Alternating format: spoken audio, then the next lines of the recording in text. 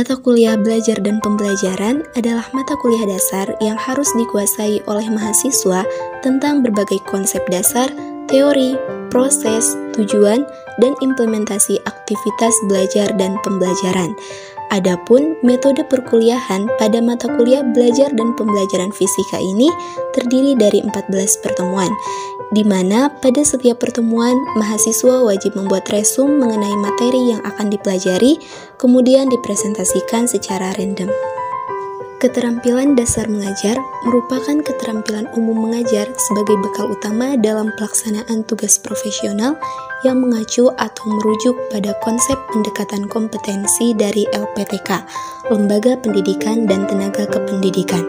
Keterampilan-keterampilan dasar mengajar ini mutlak perlu dikuasai oleh setiap guru, terlepas dari bidang studi apapun yang diajarkan sebagai modal dasar dalam mengajar. Dalam mengajar, ada dua kemampuan pokok yang harus dikuasai oleh seorang tenaga pengajar, yaitu menguasai materi atau bahan ajar yang akan diajarkan dan menguasai metodologi atau cara untuk membelajarkannya. Keterampilan dasar mengajar ini termasuk ke dalam aspek how to teach, yaitu bagaimana cara membelajarkan peserta didik. Mengajar bukan hanya sekedar proses menyampaikan materi saja, tetapi menyangkut aspek yang lebih luas lagi, seperti pembinaan sikap, emosional, karakter, kebiasaan, dan nilai-nilai. Ada 8 jenis keterampilan dasar dalam mengajar. Yang pertama yaitu keterampilan bertanya.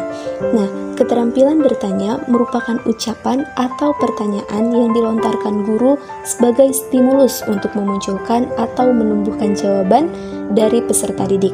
Yang kedua yaitu keterampilan menjelaskan. Keterampilan menjelaskan ini adalah suatu keterampilan menyajikan bahan belajar yang diorganisasikan secara sistematis sebagai suatu kesatuan yang berarti, sehingga mudah dipahami para peserta didik. Yang ketiga, keterampilan menggunakan variasi. Keterampilan ini merupakan keterampilan guru dalam menggunakan bermacam kemampuan dalam mengajar untuk memberikan rangsangan kepada peserta didik agar suasana pembelajaran selalu menarik, sehingga peserta didik bergairah dan antusias dalam menerima pembelajaran dan aktivitas belajar mengajar dapat berlangsung secara efektif. Kemudian yang keempat yaitu keterampilan memberikan penguatan. Memberi penguatan merupakan tindakan atau respon terhadap suatu bentuk perilaku yang dapat mendorong munculnya peningkatan kualitas tingkah laku tersebut di saat yang lain. Yang kelima, yaitu keterampilan membuka dan menutup pelajaran. Membuka pelajaran adalah kegiatan yang dilakukan oleh guru untuk menciptakan suasana siap mental dan menimbulkan perhatian peserta didik agar terpusat pada hal-hal yang akan dipelajari. Menutup pelajaran adalah kegiatan yang dilakukan guru untuk mengakhiri kegiatan inti pelajaran. Adapun yang keenam yaitu keterampilan mengajar kelompok kecil dan perseorangan. Keterampilan mengajar kelompok kecil ini adalah kemampuan guru melayani kegiatan peserta didik dalam belajar secara kelompok dengan jumlah peserta didik berkisar antara 3 hingga 5 orang atau paling banyak 8 orang untuk setiap kelompoknya. Sedangkan keterampilan dalam pengajaran perorangan atau pengajaran individual adalah kemampuan guru dalam menentukan tujuan, bahan ajar, prosedur, dan waktu yang digunakan dalam pengajaran dengan memperhatikan tuntutan atau perbedaan-perbedaan individual peserta didik. Yang ketujuh yaitu keterampilan mengelola kelas.